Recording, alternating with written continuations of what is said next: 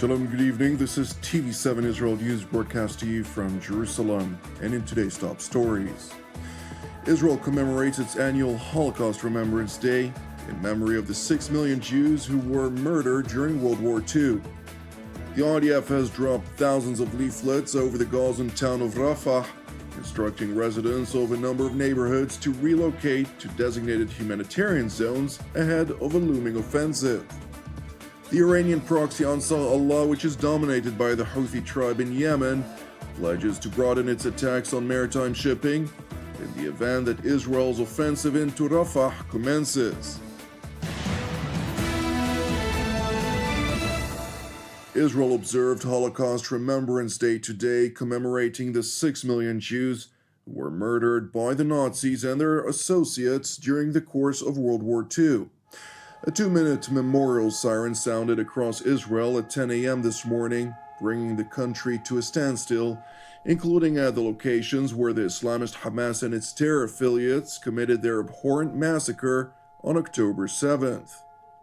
זה נוראי מה שאנשים עברו פה, ובמיוחד להיות פה ביום השואה, שכל מה שאנחנו כיהודים עברנו כל השנים, בעצם אז שכאילו העולם קיים, שרודפים אחרינו, וגם בישראל פה השנה מה שעברנו, זה פשוט נוראי. ולהיות פה זאת עוצמה, כי אנחנו עדיין פה ואנחנו חיילים, ואנחנו שומרים על המדינה למרות כל מה שעשו לנו. Speaking at the ceremony at the Yad Vashem Holocaust Memorial Museum last night, Prime Minister Benjamin Netanyahu seized the opportunity to emphasize that when declaring never again, it is also relevant for today, especially now. The Israeli premier went on to voice Jerusalem's resolve in eliminating Hamas, a condition necessary to guarantee that with unrelenting vigilance, the atrocities committed by the Islamist terror groups would never reoccur. אנחנו נילחם במפלצות החמאס ונשלים את חיסול יכולותיו.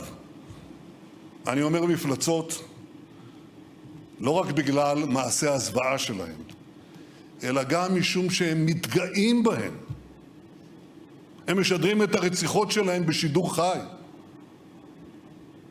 בחדר ילדים בעזה, ששימש כמאחז טרור של החמאס, חיילינו מצאו עותק של ספר השטנה של היטלר מיין קאמפף מתורגם לערבית.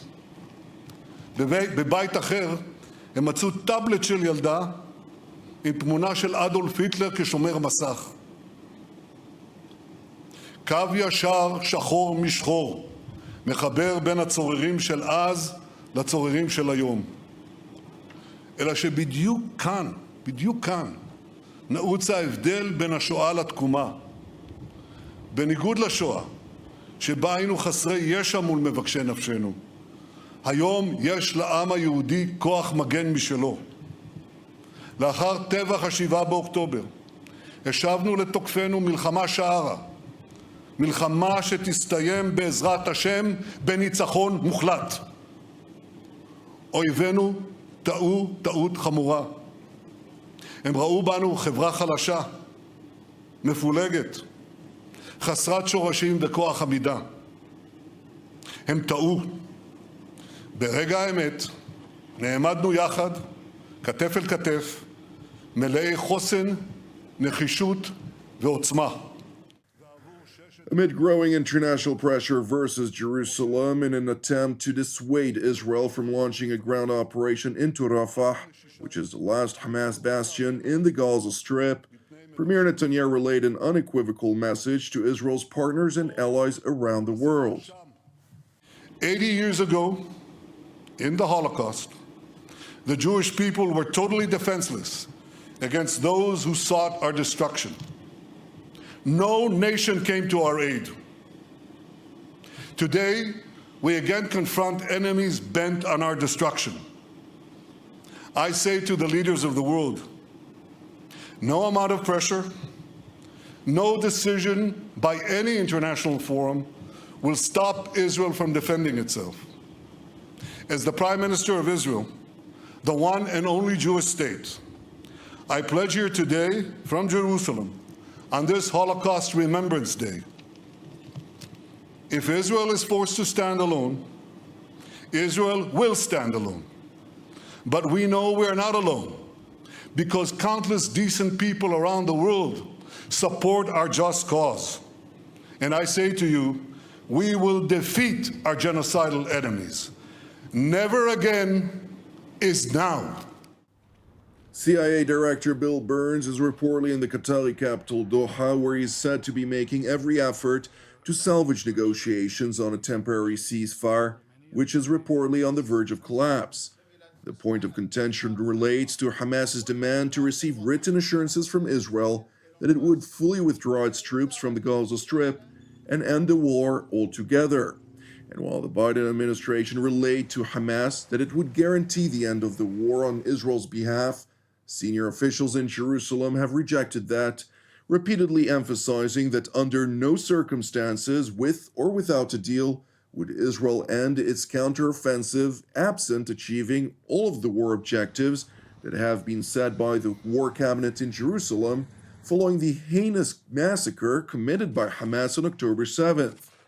Moreover, the backdrop of the failing talks, the Islamist Hamas launched 10 projectiles from an area adjacent to the Rafah border crossing with Egypt, approximately 350 meters from a designated civilian shelter, toward the area of the Kerem Shalom border crossing, from which Israel transports humanitarian aid into the northern Gaza Strip for the civilian population residing there.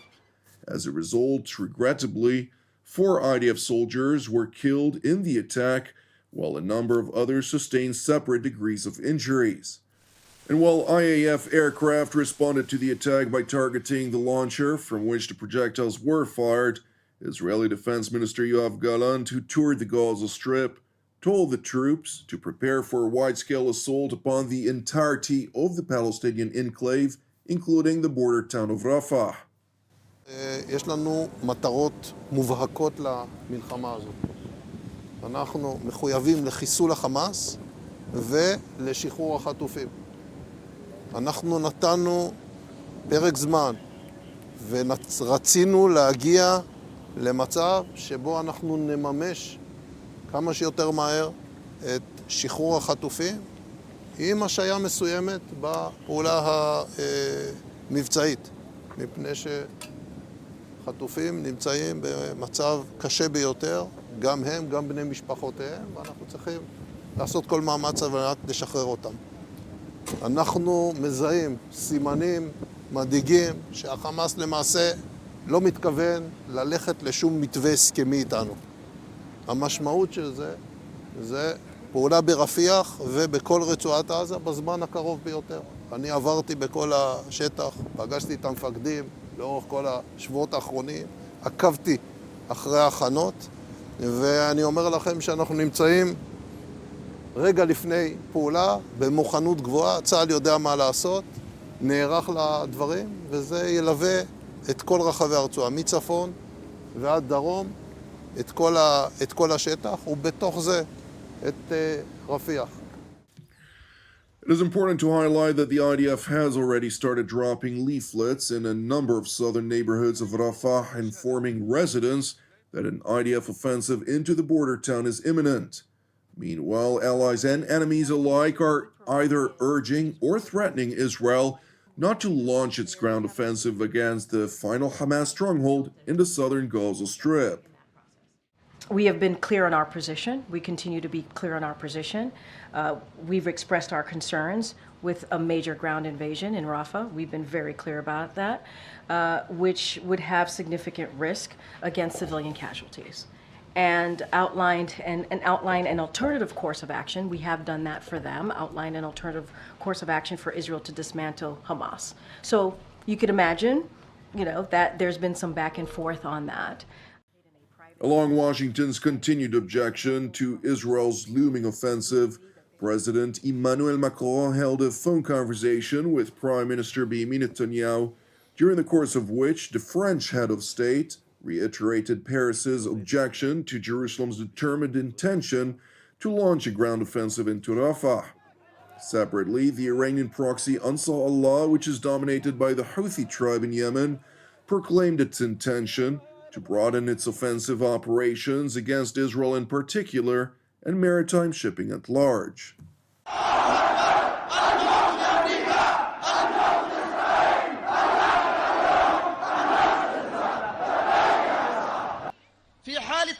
العدو الإسرائيلي إلى شن عملية عسكرية عدوانية على رفح، فإن القوات المسلحة اليمنية ستقوم بفرض عقوبات شاملة على جميع سفن الشركات التي لها علاقة بالإمداد والدخول للموانئ الفلسطينية المحتلة من أي جنسية كانت، وستمنع جميع سفن هذه الشركات من المرور في منطقة عمليات القوات المسلحة وبغض النظر عن وجهتها.